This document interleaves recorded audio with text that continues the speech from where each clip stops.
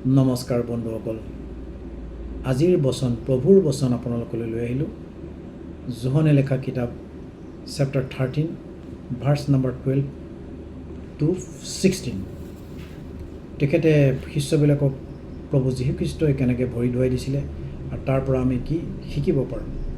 তেখেতৰ বাণীবিলাকে আমাক পৰিৱৰ্তন কৰে, আমাৰ স্বভাৱ চৰিত্ৰ কেৰেক্টাৰ পৰিৱৰ্তন কৰে, আমাৰ ধৰ্ম পৰিৱৰ্তন নকৰে। বন্ধুসকল মনত ৰাখিব,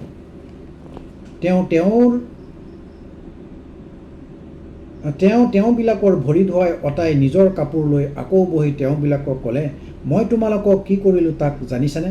অৰ্থাৎ তেখেতে শিষ্যবিলাকৰ 12জন তেখেতৰ শিষ্য আছিল, 12জন শিষ্যক তেখেতে ভৰি ধুৱাই দিলে। ভৰি ধুৱাই এটি তেওঁলোকক প্ৰশ্ন কৰিলে যে মই তোমালোকক কি কৰিলোঁ জানিছানে?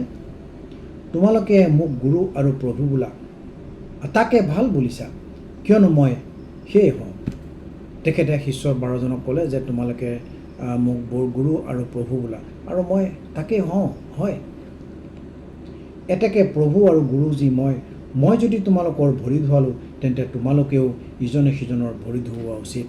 তেখেতে ক'লে 12জন শিষ্যক, যদি মই নিজেই তোমালোকৰ গুৰু আৰু প্ৰভু এইটো হয়েই, হৈ পেলাইও তোমালোকৰ ভৰি ধুৱালোঁ, তেতিয়াহ'লে তোমালোকেও ইজনে সিজনৰ ভৰি ধুৱাবা, তাকেই কৰিবা।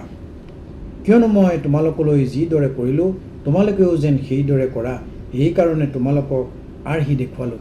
তেখেতে এক্সাম্পল আমাৰ মাজত, শিষ্যবিলাকৰ মাজত সেই এক্সাম্পলটো দি থৈ গ'ল যে আমিও ইজনে সিজনক ভৰি ধুৱাব লাগে। আমাৰ অহংকাৰী মনটো তেখেতে জিৰ' কৰি থৈ গ'ল, আমাৰ অহংকাৰবিলাক নাইকিয়া কৰি থৈ গ'ল।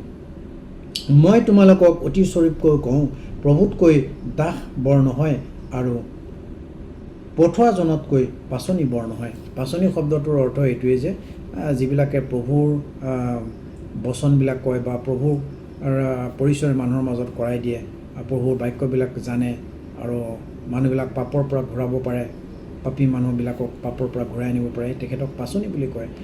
পাচনিবিলাক কেতিয়াও ঈশ্বৰতকৈ ডাঙৰ, প্ৰভু মানে পৰমেশ্বৰতকৈ ডাঙৰ হ'ব নোৱাৰে, আৰু প্ৰভুতকৈ দাসবিলাকো ডাঙৰ হ'ব নোৱাৰে, এই কথাষাৰ কৈছে। বন্ধুসকলে এনেকৈ কথাবিলাক, এনে প্ৰভুৰ বাণীবিলাক মই দি থাকিম। আপোনালোকৰ মৰম বিচাৰিছোঁ। আপোনালোকে ছাবস্ক্ৰাইব কৰিব চেনেলটো আৰু শ্বেয়াৰ কৰিব, লাইক কৰিব। ধন্যবাদ। Thank you. জয় মেছি।